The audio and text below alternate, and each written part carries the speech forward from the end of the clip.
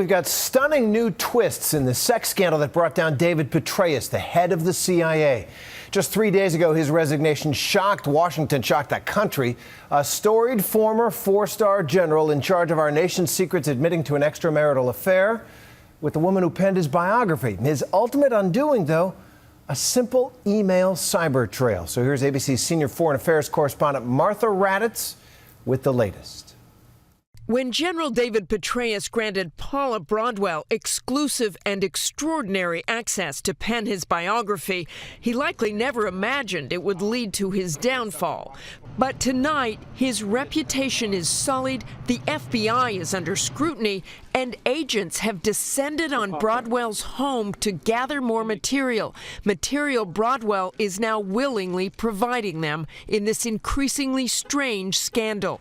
The affair first came to light this summer as part of an FBI investigation prompted by a complaint from this woman, Jill Kelly, a private citizen and military supporter who had befriended Petraeus and his wife Holly. Kelly received harassing emails from an anonymous account and took them to a friend at the FBI in May or June.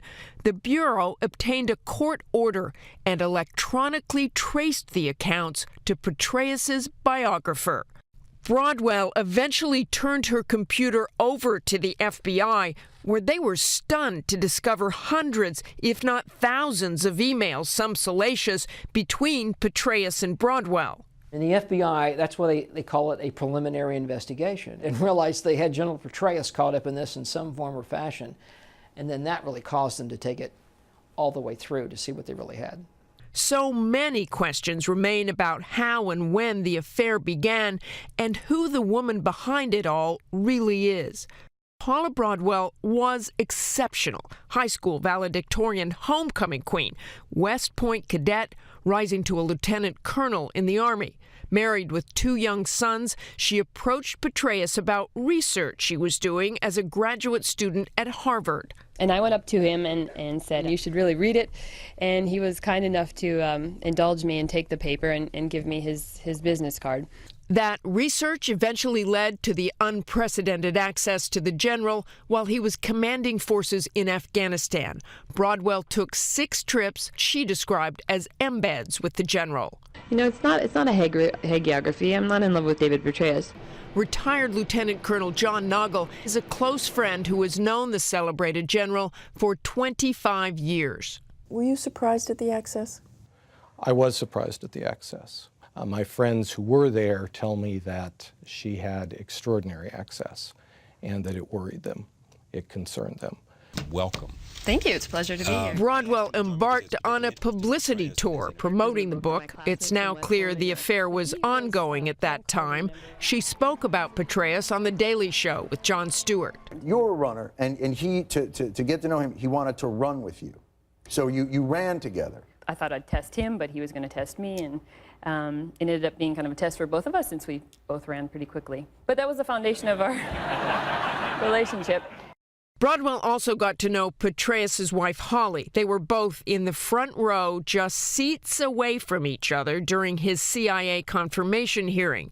Broadwell talked about Holly in an interview with Don Imus in January. Is he married? He is married to Holly Petraeus, who's a wonderful military spouse. All of us who have known him and worked with him respect him and admire him. I think that's pretty universal.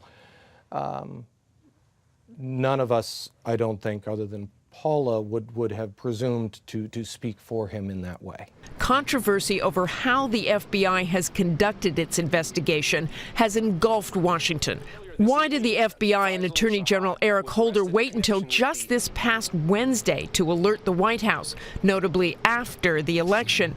And why didn't they alert relevant members of Congress at all? Officials say Broadwell had classified material on her computer, which is illegal, but the FBI does not currently believe that any of it came from Petraeus, and so far no charges have been filed against her. She has gone into hiding with her husband and sons, age 4 and 6. Shades on her family's Charlotte home are drawn. A poignant note etched in chalk on their driveway: "Dad loves Mom." For his part, Petraeus has reached out to old friends who say he is devastated. What's the first thing he said? He apologized. He said that he felt that he had let the team down and that he obviously wanted to make it, to pull his family together and to try to recover from this. A long way from 2007 in Iraq, when he talked about the burdens of being the man then considered the nation's most trusted general. The job is so consuming. It is something that takes every waking minute of every day. Either way, those duties took him away from his wife and family for the majority of the last decade. I'm Martha Raddatz for Nightline in Washington.